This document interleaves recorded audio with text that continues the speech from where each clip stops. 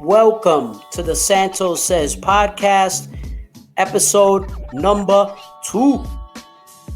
I'm your host and your boy, Andy Santos, aka Santos, proud owner of Santos-Threads.com, coming your way another time right now, episode number 2. First of all, I want to give a special shout out to everyone who listened or saw me on YouTube last week for the debut of the first episode of the Santos Says Podcast. A special shout out to each and every one of you. I am very thrilled with the response, overwhelmed with all the responses from all of you. I am very thrilled to see that everyone enjoyed it, agreed with me, disagreed with me. The interaction was great. And I just want to say thank you for that. And I look forward to continuing this with you guys and keeping it going. So in this episode, I will have my first guest on the Santos Says Podcast. This young man is an up-and-coming rising star in hip-hop, representing Queens. He goes by the name of B Drippy. B Drippy is an up-and-coming Queens and Long Island-based hip-hop superstar in the making. He is my blood brother. He is my younger brother. I'm thrilled for him to come on here. And what we're going to talk about is why New York does not care about the Brooklyn Nets. And why, after all these years, the New York Knicks are still king. Also, we're going to get his thoughts on the NBA playoffs and get into some finals and playoff predictions for this season. So we're going to get into all that and more on the Santos Says Podcast, episode number 2. B Drippy should be joining us shortly.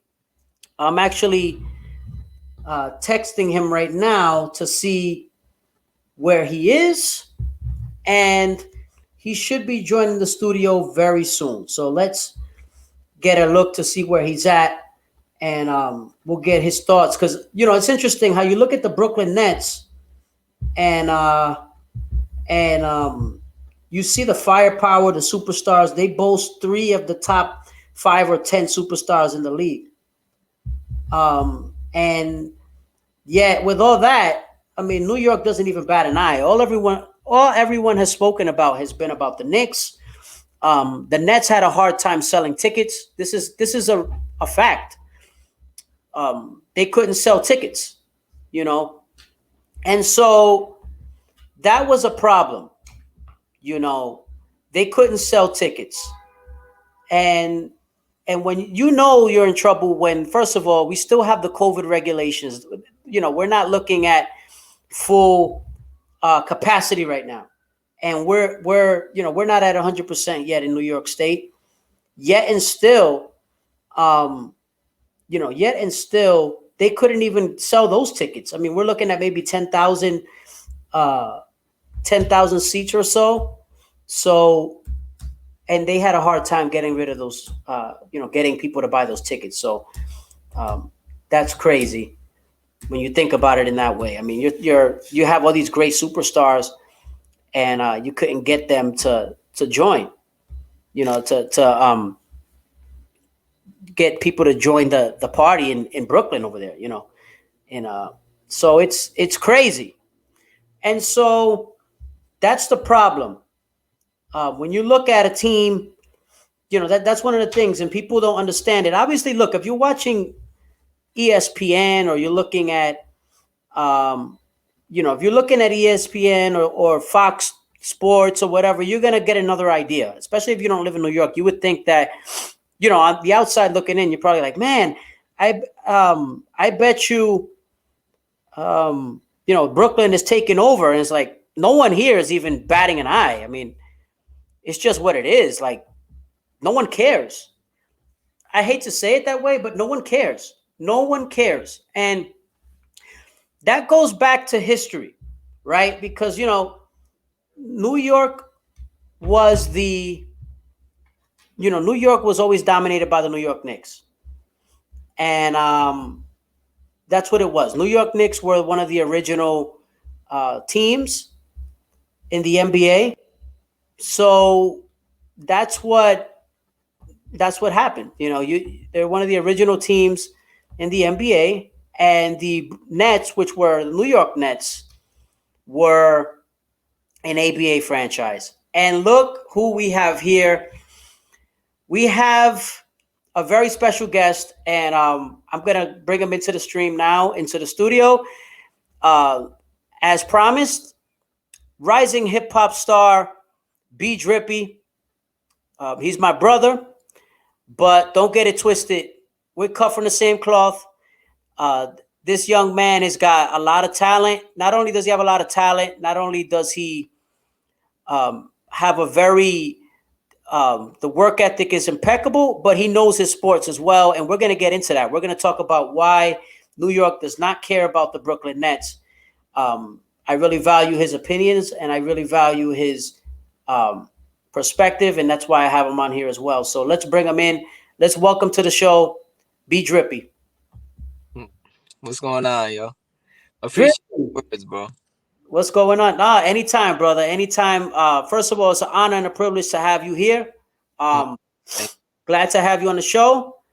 I see you hustling out there. You repping. I like that, though. Look at that, repping the Puerto Rico, baby. That's what's up. I like that. What's going on? What we talking about? What happened? What we get into? All right. So let's talk about. All right, so about New York, I had done like a little intro. I was talking about how New York does not care about the Brooklyn Nets. As you know, they've never been a factor here in New York. Like, no one cares. All everybody can talk about, you remember the whole season, all everybody talked about was, what are the Knicks doing? What are the Knicks doing? What are the Knicks doing, right? Mm-hmm. We don't even, we barely even talked about the Nets, right? So, all we talked about was when they're going to play together. Like, mm-hmm. Right? Mm-hmm. So I want to know, like, what is your, because we talk about this kind of stuff a lot. Right. In your estimation, what is your opinion on why New York does not care about the Nets? I feel like the main fact is everybody knows them as the New Jersey Nets. You understand? To me personally, I wasn't a fan when they moved to Brooklyn because in my eyes, and keep in mind, like, I'm still young. I just turned 20. I'm an 01 baby, born in 2001. So I grew up on the Knicks. You know what I'm saying? The Nets became the Brooklyn Nets, was it 2012? 2012-13 season, right? Around there, yeah. Okay. So by then, I'm already like 11, 12 years old. I'm set on the Knicks. You understand? My only history with the Nets is seeing them as the New Jersey Nets. So I guess it was like Darren Williams, Brook Lopez. That was more so my era. Marshawn Brooks, all that. So I feel personally for them to just come to New York all of a sudden and expect to have the same kind of momentum or same kind of, I guess, history that they had in New Jersey. I don't know, man. I wasn't really feeling it, to be honest with you. I feel like New Jersey, they should have stood in New Jersey. I feel like New Jersey should have a team. I feel like New Jersey is a pretty big state itself. So I can respect the decision from a business standpoint, coming to Brooklyn and, obviously you're going to make a lot of money. Brooklyn is a huge borough in itself. But me personally, I'm not a big fan of it because I feel like you're kind of taking the history from New Jersey and you're kind of like not bringing it with you. I guess that's what comes with, I don't know if you even call it, I guess, relocation of a franchise that relocates. But me personally, I wasn't a huge fan coming into it, to be honest with you, just for that simple fact. I felt like they should have just stood in New Jersey. I feel like there's no need to come to Brooklyn. New York is already as big of a market with the Knicks, The Knicks are like a top 5 most valuable franchise in all of sports, by the way. That's a fact. So everybody knows New York.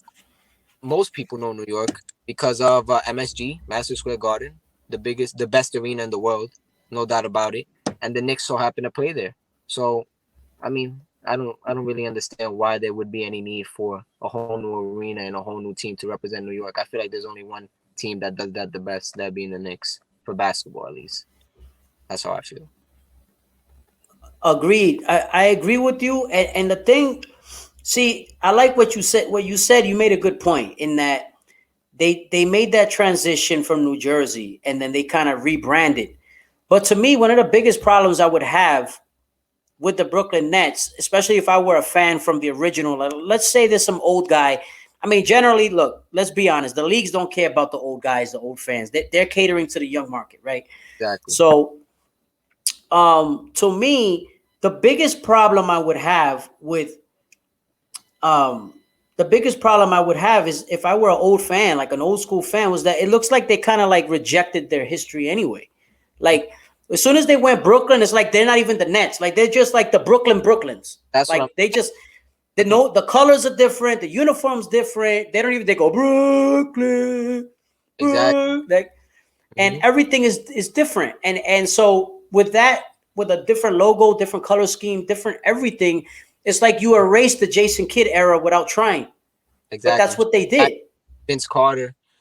Vince Carter, Kerry Kittles. Exactly. I was born in 2001, but you know, I grew up watching those type of, you understand? Those teams from the 90s. And well, you remember Vince Carter. I mean, Vince Carter was a little bit later, so you probably remember Vince Carter as a younger kid. I got a whole bunch of good players like for New Jersey, like we just named. I mean, Jason Kidd, Jerry Stackhouse, Brooke Lopez, give me more. Like you just said, Vince Carter. Vince Carter was there. Even Scalabrini was there. Yeah. Brian Scalabrini.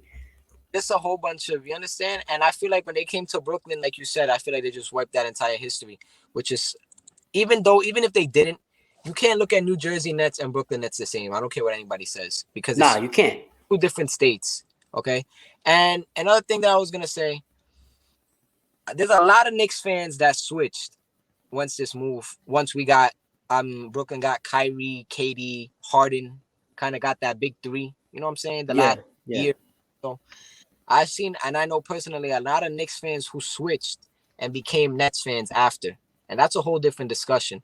But me personally, I can't respect anybody who does that. And I feel like that's toxic for the basketball community if you switch in teams like that just because you got three superstars on one team. Don't get me wrong. I mean, based on this season, as obviously, me personally, I don't think there's anybody beating the Nets. I mean, Kyrie, Harden, KD are three of the top 20, top 15, if not best players in the league, no doubt. When they're playing on the court healthy, nobody's stopping them. Nobody. I don't care what anybody says. That's my personal opinion. But if you a Knicks fan your whole life, and just because you got three superstars on one team, you got the whole team. It could look like the damn dream team, bro. I'm not switching up on my team, bro. Like, and that's the main thing with me that irritates me about the Brooklyn Nets. It's not necessarily the Brooklyn Nets' fault. I mean, I give them credit as an organization, bringing in the best talent they can. But from a fan perspective, like, that's messed up. You know what I'm saying? Like, the Knicks, and I'm a Knicks fan, like I said. I've been through a lot of ups and downs with the Knicks, mostly down over the years, mostly downs, you know. Just they've sucked, you know. So to have them in the playoffs is a blessing. But I just can't respect that, man. Just like too many people switching up on the Knicks, man. It's just, I can't respect it. It happens too, because you got to remember this generation is growing up that way, because you know I feel like LeBron kind of ushered in that era when he went to Miami, right, with the big decision, and then he empowered the NBA superstar to the point where now everybody's like, wait a second, I have power. I'm gonna go to wherever I want to go, right? So now it's like, all right, instead of signing 5-6 year deals, you saw guys were signing 2-3 year deals. Just to win a chip and leave, man. To win a chip and leave, yeah. So it just created this culture, what is called a culture that is like a very transient type of culture. Right. You know what I mean? Where guys are going from here to there every other year, or every 2 years. So that's a good. And one of the other things too, I wanted to make sure that I mentioned about the Nets. See, I always said this, and I talked to our father about this too, because our father's a big sports fan. So I told Dad too, like, one of the things I said with Dad was, I said, I feel like if Julius Erving never left, if they never traded Julius Erving, I feel like that would have changed the Nets' history forever. Like, I feel like the Nets would have had that history, and they probably would have been like, they probably would have won an NBA title when the leagues merged. I feel like that, because you got to remember, Julius Erving, before Jordan, before all these people, he was the GOAT. People called Julius Erving the GOAT. He was the GOAT. So he would have changed. Now, obviously, that's a long time ago. But My point is that would have changed the course of history because it would have solidified a franchise in the NBA where it was solidified in the ABA. But Julius Erving would have really made the Nets. They probably would have won an NBA title because their team was stacked at that time too. They would have won. I believe it would have changed everything. Would have gave them history. Whereas people look at the Nets like a joke because they don't have the history, and then like the current rendition of the team doesn't honor that history either or the tradition. Right. You know? I agree for the most part. I mean, a lot of people forget too that a lot of people just say generally, oh, New Jersey Nets was just a shitty franchise. In with the New Jersey Nets have more success than the Brooklyn Nets have had in their 7-8 years as a franchise, and people forget that it's not even close. It's not even close. People forget that the Nets went to the finals 2 years. 2 years in a row. Correct me if I'm wrong. Yeah, they lost to a better team. They lost to a team they should lose to. Like they didn't have nobody was stopping Shaq. Like it was a different league. Like Shaq was like a freaking monster. Like the guy who was gonna guard him. You couldn't. They had old Dikembe Mutombo already. Like who wasn't gonna guard no doubt. I feel like the Brooklyn Nets move New Jersey to Brooklyn. I feel like most of it had to do with just the marketing aspect. You gotta understand. When they moved to Brooklyn, Jay-Z was a big name behind that move. That's right. Even just like as 12, 13-year-old kid, like I mentioned earlier, 2K13 came out, NBA 2K13, and everybody plays 2K to this day, right? So NBA 2K13 came out, Jay-Z executively produced the soundtrack and all that, and I believe that was the same year that the Brooklyn Nets first came into the video game. So obviously there's a connection between this. So it was just bigger than basketball. You understand? It was bigger than just a history or a winning tradition. When you move to Brooklyn, you got to understand you're going to get a lot more new fans. Somebody as a legend as Jay-Z is, you have a name like that behind your franchise. You're going to get a lot of make a lot of money and ticket sales and just jersey sales and just everything. You understand? So I feel like the move from New Jersey to Brooklyn had a lot more so to do with, this. So, no doubt, yeah. And to be fair, like I don't like to use like revisionist history on stuff. So, like to be fair, what you say in theory makes a lot of sense. Like, them being in Jersey, since they already had that connection, they've been in Jersey for a long time already. But to be fair, they weren't drawing in Jersey, like. Do you realize that the only professional sports team left in Jersey is the New Jersey Devils? I mean, technically, now we can talk about the Giants and Jets, but they're not branded as such, right?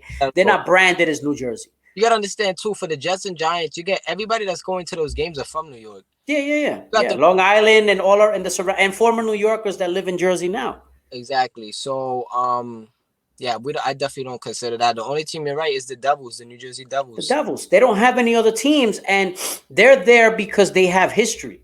They've won Stanley Cups. Right. Now, I'm not a hockey expert, but I want to say they have like 4 or 5 cups. I believe so. Like they have a lot of, or 3. All right, whatever. If there's a hockey fan listening to this, they're gonna kill me. But somewhere between 3 and 5 cups. They have a lot of cups. Okay, right. They have more cups than the Rangers. Put it to you that way.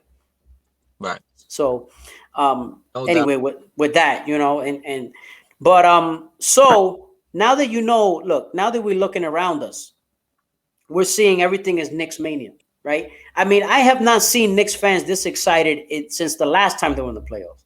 Crazy. I love it. I love it and I hate it. And I'll tell you why. The bandwagoners? No, not even that. I love it for the simple fact that we're in the playoffs. It's been 8 years, right? Since we playoffs. We're not the most talented on paper, but we have a great coach and we know how to play together, and that's what that matters. You understand? So that just shows you what team effort and and obviously you got to play, but mostly what team effort does. You play as a team and you play defense, and you compete every night. You're gonna be in the playoffs. So that's exactly what the Knicks did, and regardless of what happens this series, I'm proud of them. I agree. They deserve. They've gone above and beyond the expectation. I mean, you look at that roster. Like, what are you doing with that? Like, I was looking at that roster, and like, I hear people talk about, yeah, man, Alec Burks and blah blah blah. I'm like, Alec Burks has played for like 7 teams. Right. In 6 years, 6 or 7 teams. Like, journeyman, and there's a lot of players that are similar to him. There's a lot of players that can play. I mean, Alec Burks could always, I was watching him in Utah also. He could always shoot, he could always play, but he was a Yeah. journeyman.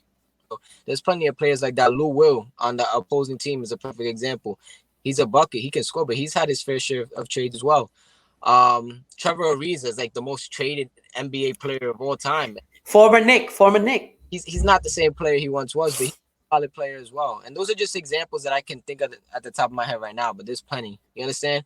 But they're more disposable. Those players are disposable. Those are players who teams will always give contracts to. If you can shoot the ball, there's always going to be a spot for you to play. Or if you have size, length, like Ariza has length, so he's going to always have a job. So I feel like the main thing is, before all that, is just in the NBA, you gotta learn how to play your role. You gotta know what role you're gonna play, and you gotta stick to it. Trevor Ariza, for example, or Lou Will. You never heard Lou Will complaining about being in the starting lineup. He was content being a six-man, winning six-man of the year. He's good at that role. Come in as a six-man, put up 20 points a game, 18 to 20 points a game, and do what he got to do, and he got the job done. Same thing with Trevor Ariza. Same thing with a lot of these other players. You understand? Even Alec Burks was mostly a bench guy. He's getting a lot more minutes now.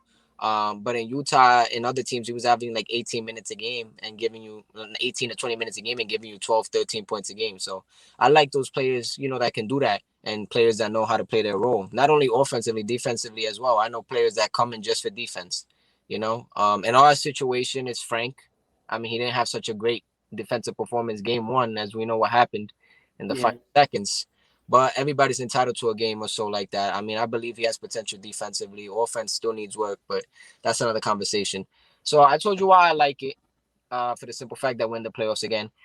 I don't like it for another reason, and that's more so just because I really don't want the Knicks to just stay with this team, if that makes sense. You understand? They found something that works. They have a roster that works. But I feel like sometimes the Knicks make bad moves as an organization as well. I'm worried for the simple fact, like in the long run, I don't want the Knicks to just be content with the roster they have. I feel like a lot of more players are gonna possibly be interested in coming to the Knicks, because now it's more of a respectable organization, at least for this year. They're a playoff team now. You're gonna have a lot more eyes in free agency. I just feel like I don't want the Knicks to just not do anything, if that makes sense. You understand what I'm saying? I'm afraid. See, I would think the other way. I'll tell you what will scare me. Knowing the Knicks history, and I know they've had a good year. If a Knick fan, what would scare a Knick fan would be this. This was what would scare me if I were you. Their propensity to go after the star and blow up the whole team.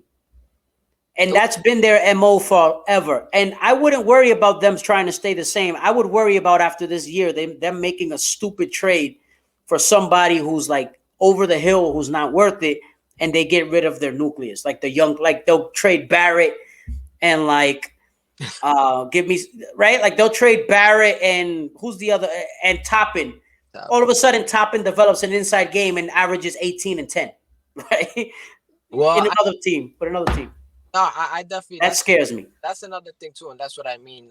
Like for Paul George or something like that. Like if they make a trade for Paul George, you pull your hair out. Well, realistically, I expect the Knicks to make moves. I don't think it's gonna be that crazy. As long as Tom is the coach, I don't think we're gonna do anything out of the sorts. I'm more so happy than hated. Obviously, I'm more happy that the Knicks are in the playoffs. I do believe they'll pull it out and win this series. I think it'll be 6 or 7 games, the minimum 6. I think more so is going to be to 7. Atlanta's tough. Like I said, Atlanta's got shooters. I got the Knicks in 7. I think the Knicks will win. I think it's going to go 6 or 7, but I'm just to pick a number, I would say 7. Knicks in 7, and the Nets are going to destroy this. Like Celtics are out of here. Well, like I said, I think the Nets are going to destroy everybody they face. I think their only challenge is going to come more so probably in the finals, and even then, I think that they'll probably win in Game 6.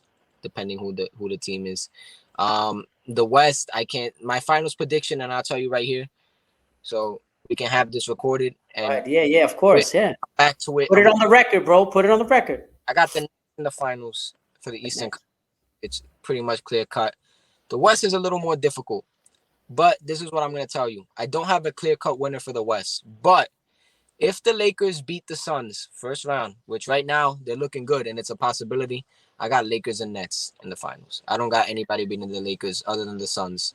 My finals prediction has been the same before as it is now. It hasn't changed, and I agree with you. See, people overreact to every little thing, right? So before, LeBron came back, AD is not 100%, blah blah blah. I don't listen to any of the noise. It's clear cut and dry. Who's got the battle tested roster? Who's got the talent in the playoffs? What wins? The talent and toughness. That's what wins. Period. Talent, toughness, and obviously coaching. And I'd say Lakers have all three. Experience as well. Experience, toughness. Yeah. Lakers got all three. Playoff basketball and regular season basketball is completely different. LeBron is one of the GOATs, obviously. He beats out all these teams when it comes to experience. So you could just have LeBron alone on that team, and he's going to try his best to get you there. You understand? They're getting to the final. Bro, we can put it in the books right now. The Lakers are getting to the finals again. It's going to be Nets and Lakers. I agree 120%, and I haven't changed off of that. Right. Nets have too much talent. You telling me the Sixers are going to beat the Nets? No, not at all. You're telling me that, come on, Milwaukee, if they get there? I trust Miami more than Milwaukee because Miami's got balls. Now, it could go either way, but... I mean, even if Milwaukee beats Miami this year, it's not much of an indication of anything because Miami has had injuries throughout most of the season. And as well, I'm surprised Miami made it to the finals last year at all. Like, point blank range. I feel like the bubble was just another thing, you know. Now that we're back somewhat to regular basketball and you got fans now you're going to see who's really made of what. You understand what I'm saying? Because fans do dictate the games. I don't care what anybody says. Yeah, they help. They change it. Like you know, I was thinking also, like, I think, call me crazy, I think the Knicks are going to play better on the road. And that's what I was talking about it, because I was just having this conversation with somebody earlier on. I didn't know the Knicks played today. I knew they were playing Sunday. But quick turnaround. Yeah, quick turnaround. I thought I heard somebody last night saying Knicks and Hawks on Sunday. I might have been wrong. I don't know. I thought they were playing Sunday though. They are, but I thought that the next game was Sunday. I didn't know that they're playing tonight. So I expect a turnaround. I expect tonight, meaning the day of the recording. Exactly. Yeah. So I expect Randall to do his thing.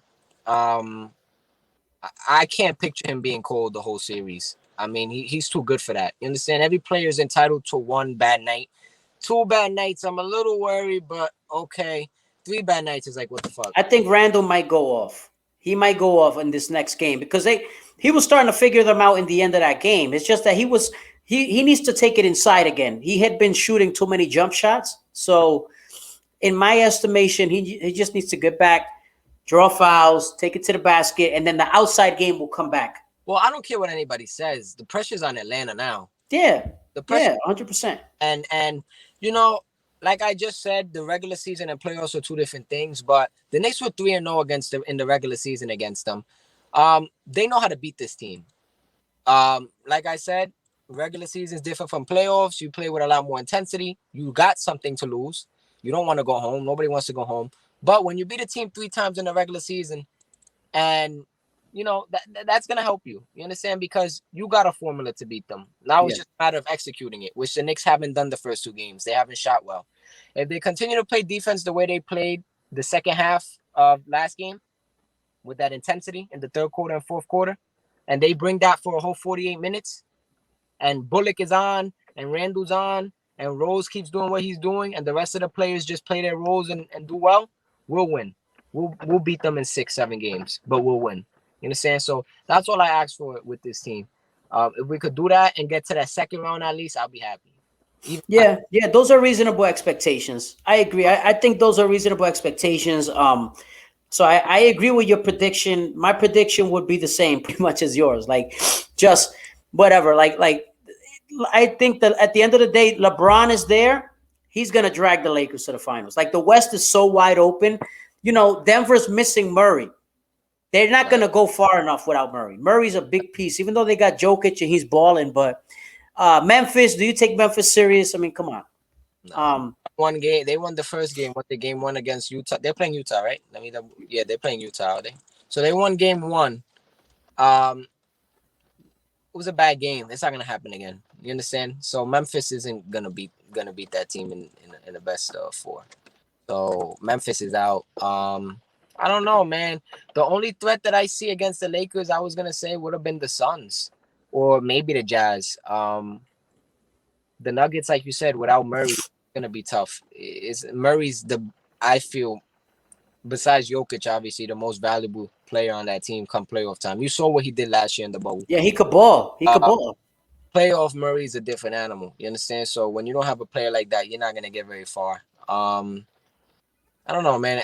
West is a little more difficult for me to choose, but like I said, if the Lakers beat the Suns, I got them in the finals as well. And then I got the Nets winning it all. I just think that that's clear cut. I don't think anybody could beat the Nets. So what I think that so you take the Nets for me but I think the Lakers are gonna repeat.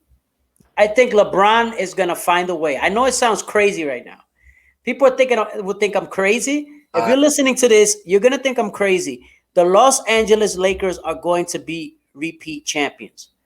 But according to Drippy, I don't know. the Nets will win. Now, this is what I want to ask you though, because this is what I'm going to get to. If the Brooklyn Nets win the championship, how many people will jump on the bandwagon? Let's just say all of Brooklyn already.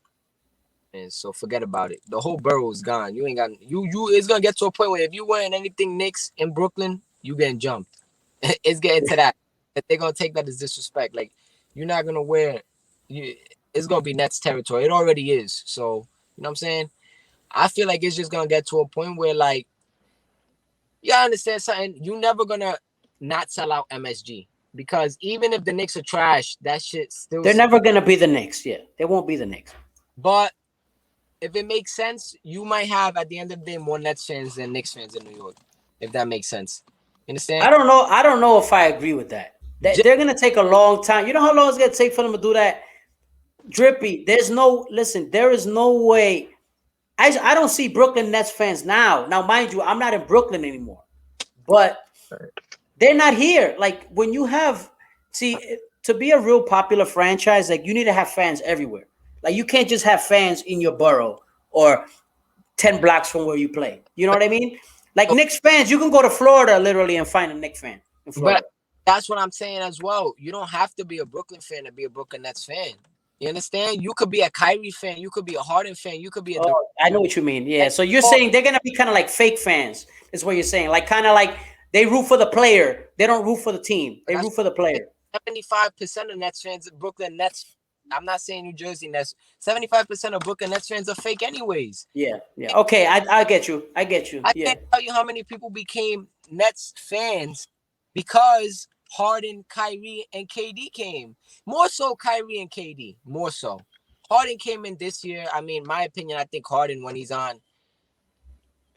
So let me. Gonna hate me, but I feel like when Harden is on, I feel like he's better than Kyrie when he's 100%. And I agree with you. You see, this is the thing. You're not wrong. You're not wrong. And I've been saying this for a while. See, the reason why Harden gets so much flack. Harden gets a lot of flack because Houston was asking him to do something that he wasn't supposed to be doing. They asked him D'Antoni had him handling the rock, shooting the rock, distributing the rock, ISO with the rock. Like he was doing everything. That's not what if you want him, he's not supposed to be the number one guy of your team. He's a very good number 2 or 1A. If you ask Harden to do what he's doing right now, this is the best Harden you're going to see. Oh, he can be. I agree and disagree. I agree that he can't do it all as a number 1 guy. No, he's not that kind of guy. But from a scoring perspective, he could be the number 1 guy. Compared to KD, no, because obviously KD's the best scorers. Yeah, but Houston was asking him to not only, I get what you're saying, to score. He ran the whole off. The guy was playing like the whole game. Like he barely sat on the bench. So when he got to the playoffs, he was wasted. He was out of gas. No, you get what I'm saying. That's why he didn't play well in the playoffs. He was tired. And he's not in shape ever. That doesn't help. He's out of shape. The problem is they failed to bring talent around him. They brought a couple players. I'm not gonna say they never did. They brought a couple players. Chris Paul, obviously, it didn't work out. You brought Melo. That didn't work out. That was honest. You see the talent that they surrounded him with. Those are players that they're not conducive to his skill set. He needs the ball in his hand. He needed guys who who can move without the ball, Exactly. who are more that are not only that can move without the ball, but who are not ISO players. Melo was an ISO player. Chris Paul needed the ball. You understand? So those guys didn't mix. That's why KD works well, because KD can move with the ball, without the ball. He can shoot in transition. You know, he can score in transition. He can do everything. Not only that, we need a player that can translate to wins. And I love Melo. Melo's a top 10 player of mine, one of my favorite players of all time. Obviously, he's half Puerto Yeah, Rican. me too. Me too. So, I got a lot of love for Melo, but at the same time, who would you rather have on your team to win? KD or Melo? Say what you want. KD is more conducive to winning because KD is more flexible in his style. Melo needs a certain Melo. See, I think we talked about this before. Melo his style was more conducive to a certain. He needed a certain type of player to be successful, and he never got it. If he would have had Chris Paul in his career, he would have won. I agree. Because Chris Paul was perfect for him. I agree. At the same time, a lot of people say what you want about KD. He's a snake. He couldn't beat him, so he joined them. If it wasn't for KD, they won 2 chips together, right? We're Golden State. They won 2. They went to 3 finals. They won 2 out of the 3.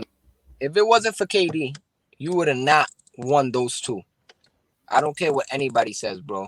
If it wasn't for KD, excuse me, if it wasn't for KD, you wouldn't have won those 2. Maybe one. He put them over the top. Yeah. But you wouldn't have won those 2 if it wasn't for KD. If you watch KD in those playoffs in Golden State. No, he went off. That was the best he's played in his whole career. Come on, man. That's what I'm saying. Yeah, that was his best. That was his best. Joining the team, if you can't beat him, whatever. I think it had more so to do that KD was just tired of playing in OKC, just tired of the scenery playing. He played, 8-9 years there? Even since they were Seattle. Maybe not 8. He was drafted by Seattle. He was drafted. He wore a Seattle jersey, literally wore a Seattle jersey his first year. Exactly. So players get tired of playing on the same team, bro. It's me, and I play 2K my career. I'm tired of playing 20 games with one team. 20 games. You play 20 games in like 2 days. Exactly. Imagine these guys in real life playing and going through real emotions, you understand? And just losing every year, especially blowing a 3-1 lead. I'll leave too. You understand? So he doesn't owe like OKC anything. If anything, OKC owns him. Not owns him, owes him. Owes him. Make that clear distinction. Owes him. We don't want no trouble. If anything, OKC owes him because what he did for that team was he's gotten them to the Western Conference Finals. He's gotten them to the finals.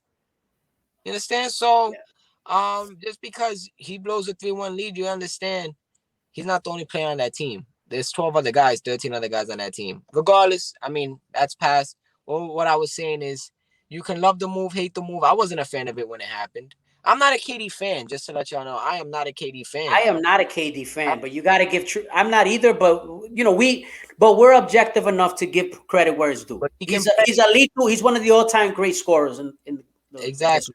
So that's what I'm saying. You understand? Like but at the end of the day, to sum it up, nobody can beat the Brooklyn Nets. That's how I feel. I gotta have to disagree with you when it comes to the Lakers. Finals, yeah. I will see, because I think that, listen, don't get me wrong, and I will put this out there for the record. There is no NBA franchise I hate more than the Brooklyn Nets. No, I'm just kidding. That I hate more than the Lakers. Yeah. The Lakers. I can't stand the Lakers. Like, I call them the fakers. I don't like the fakers. I don't like it that everybody likes the Lakers. I don't like that they get every player they want. Everybody, bro, look at the history of the league. They get everybody who they want. Well, they're like the Yankees of them. Of basketball. They get everybody. I'm so sick of them. And now they're winning again. But I think they're going to win again because LeBron James and Frank Vogel, AD is starting to get his legs under him again. They have a good bench. They play very good defense. And when you play defense like that and you have LeBron and you have a good coach in Frank Vogel, you got a good chance to win. And the West, I don't trust. The Clippers are basura. They're garbage. Yeah. Clippers are garbage. They got no heart. I wouldn't be surprised if the Knicks try to make a play to get quiet. I would not be surprised. That's another thing. That's another good point. I think that's very possible. You gotta It's understand. possible. Kawhi got one more year on his contract. They already know he ain't gonna resign. If the Clippers don't want to lose him for nothing, they're gonna try to. You understand what I'm saying? They don't want to let him play 1 year and then not get anything out of him. They might try to let him go on his contract year and try to get something for him. And if the Knicks play it smart, they'll be able to get him for pennies on the dollar. They just got to wait. They can't get desperate. They have to get him, right? Wait some time. It may not be an off-season trade. It might be like a deadline type deal like Carmelo years ago, right? And they'll give up what they want to give up because Clippers are going to be desperate because they don't want to go away with not, without anything. So if they're patient, if the Knicks are patient and they play their cards right, I think he can be had. I really believe that. I believe if a trade like this was to happen, which I think is possible, I don't see it being in the off season. I see it being in the deadline type situation, like you said. I see a lot of first round. I see a lot of picks being involved. Future first rounders. Maybe 2 or 3. Which in the grand scheme of things is not a lot, especially if you expect your team to be halfway decent. Your draft picks are gonna suck anyway. And yeah, exactly. So that's what I'm saying. It will be valuable because the first round pick is valuable no matter where you pick, but it won't be as valuable as the Knicks in 2015 and when they were horrible, 2016, all those picks. You understand? Back when the Knicks those were the bad days. You understand? Right. So I see that definitely being a possibility. I see more so Lonzo coming to the Knicks, and we spoke about this earlier. Yep. And I actually see this as like an 80% chance of happening, and I'll tell you why. I think it's a good chance. Yeah, it's a good chance. Pelicans don't like Lonzo. You could tell. You can tell they don't really need him. They got him as a temporary option, alternative, temporary answer, I guess you could say more so. I think he had the best career scoring wise and durability wise. He stood healthy pretty much throughout the season. He averaged, like 14 and a half. So he did well. He shot very well. His shooting has improved. I'll say that. It was bad. His form was bad before. So I'll give you credit. You're right on that. His shooting has gotten better. Couple things, obviously. His assist numbers were, I believe, a career low. So his playmaking wasn't as and you figured it'd be higher because you got Brandon Ingram who gives you like 25 game and Zion who gives you over 20, 24, 25 as well, I think. So those are But they were running the offense through Zion. You remember we talked about this. That's another reason why I don't think they want to keep him around. They don't really need him because they've been running this point forward system with Zion. Zion is playing almost like LeBron role. He's playing like a LeBron role. I feel like one reason is they believe that he's a player that doesn't translate to wins. He's not a player that you're going to have there and is going to lead your team to a win at the end of the day. And it's similar to like an Andre Drummond situation. I remember throughout trade deadline, everybody wanted the Knicks to get Andre Drummond from the Cavs. But I did not want Drummond. I did not. Is the Cavs are trading an all-star because there's no doubt he's an all-star individual. As a player, he's an all-star. He can play. But you got to ask yourself, why are the Cavs giving up an all-star player? And now Lakers fans wanted him. They were happy. They're like, we got a super team now with Schroeder, Davis, LeBron, Drummond. But now most Lakers fans hate that pickup because they starting to see what the Cavs saw months ago. He's a good player when healthy, but when he's healthy, but it's not going to translate to wins. He doesn't help them. See, when they made that move, I agree with you. When you're right, when they made that move, I was thinking, why did they do this? Because he doesn't fit the Lakers. Like you got to understand, you have AD there already. Like AD's healthy already, or somewhat healthy. He's there. Like what Drummond is not gonna help you that much. He's just flashy stuff. He's like 20 and 15, which are good numbers. But but you need these players to perform in crunch time, and you need these guys to make the right decisions, and you need these players to translate to wins. And he's just not one of them. And right now, I mean, Lonzo might be able to prove me wrong because he's still like 23, right? He's extremely young, like 23, 24, maybe. As you know, I like Lonzo. Like, you know what I'm saying? I think he has a lot of potential. But I can see him coming to the Knicks as well, and I don't even think the Knicks have to give up much. As a matter of fact, I don't think they'll give up anything. They got a lot of cap space. They got a lot of money to work with. They're very flexible because they weren't able to really pick up anybody last offseason in free agency. I think that they'll possibly sign him to a 3-4 year, $80-something million deal. I think I the think Knicks, Lonzo will help them a lot. I agree. I don't think that would be a bad what pickup. the Knicks have now at point, because I'm sorry, but quickly is point Excuse me. guard. He's like a Lou Williams 2.0. His size and just the way he plays, his playmaking, he doesn't have He's not a point. No. playmaking much as a point. And as Alfred is gone, I mean, Alfred has been the worst player on the Knicks right now. Sorry to Oh, say he's gone. He's gone. He had a nice little run like uh, last month, he, or a month and change ago. he had But a good first year with us, and he had a good year up to All-Star break.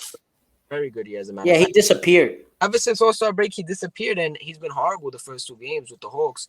I don't know why Tibbs continues to start him. I don't understand, but whatever. But so yeah, Alfred's gone.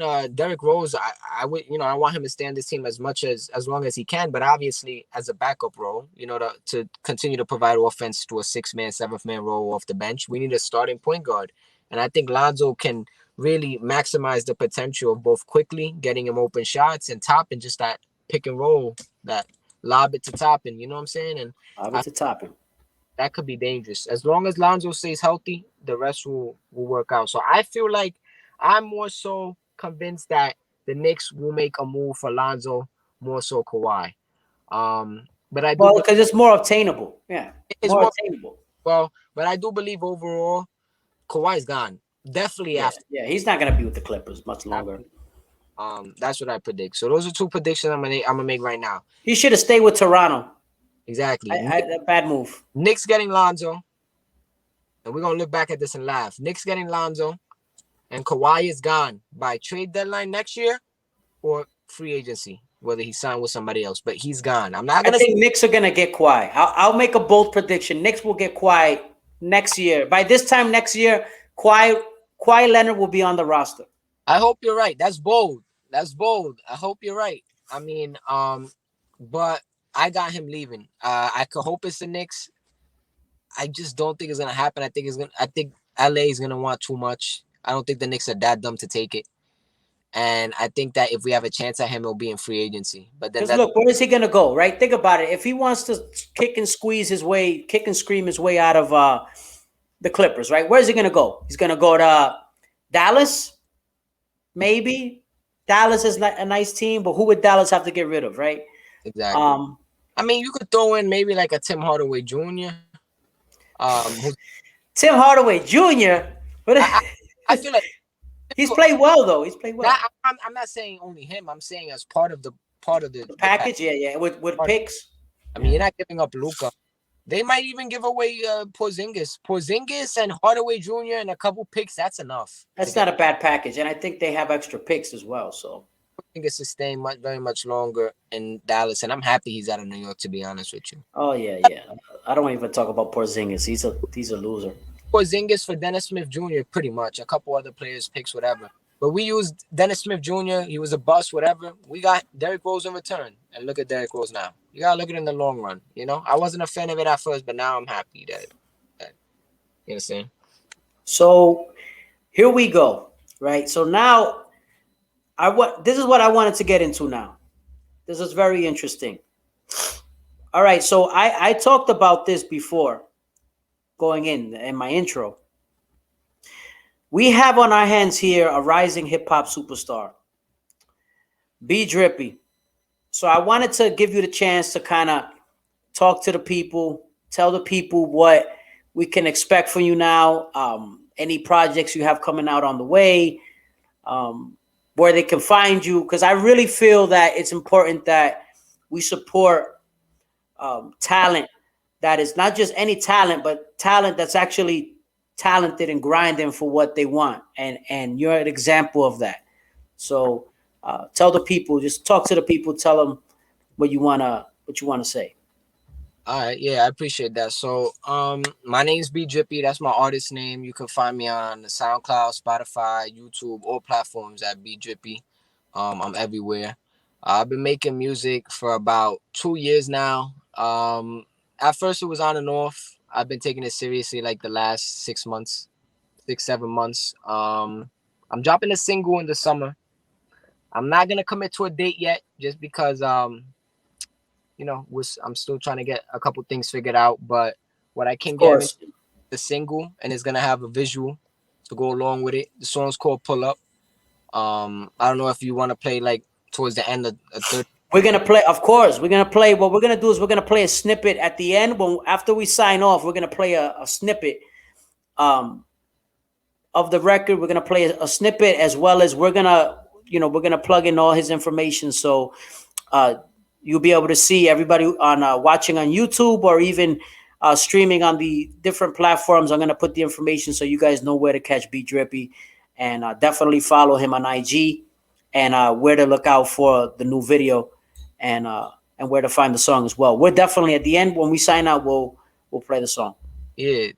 So just check me out. Yeah. Other than that, just check me out on social media. My IG is at the real B Drippy, Twitter B Drippy3. Everywhere else, just B Drippy, Facebook, all that. You can follow me on there, and just stay tuned. I got some stuff dropping. Man, we're looking forward to it. Believe me, man. I'm telling you, he's got a lot of talent.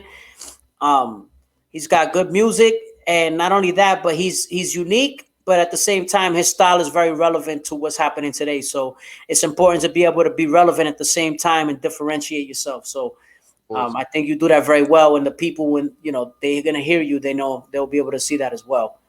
Yeah. No, so I thank you for joining me. It's been a pleasure. B Drippy, ladies and gentlemen. It's a pleasure. The second episode of Santos Says. I just want to remind everybody to make sure you check out B Drippy. I'm going to have all his information, social media, wherever you can find them, to connect with him as well, on the YouTube description, as well as on all the audio platform description, so you can stay in touch and be in the know. And also, don't forget to follow Santos Thread Shop, Santos Thread Shop on IG, and visit Santos-Threads, SANTOS-THREADS, for the website for your merch. Subscribe today, get 20% off your purchase. We've got women's, men's apparel, tees, shorts, leggings. We've got hats. We've got all kinds of apparel gear, so make sure you check us out online as well. And also, again, make sure you check out B Drippy, his new joint called Pull Up. We're going to play that right now, signing off. I just want to make sure I let everybody know, don't forget to check us out for the third episode. I don't have a topic yet, but for the third episode, I will promote that, and you'll see what's coming on that third topic. But remember, don't just say what you mean or mean what you say. Say it with your chest.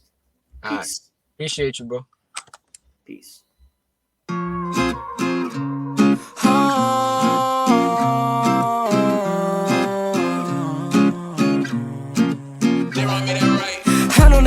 Cause they see me coming up now. Hottest young and all these groupies on me when I touch down. Playing with the gang, make believe you gon' get run down. I'ma get this money, got this wallet till I run out. All these diamonds on me, leave them shook up. Grinding in the stew, me and my brothers finna cook up. Louis on my body, I got drip from overseas. Started making music when this only was a dream. Whoa, switch up my flow. Shorty say she want me and she blowing up.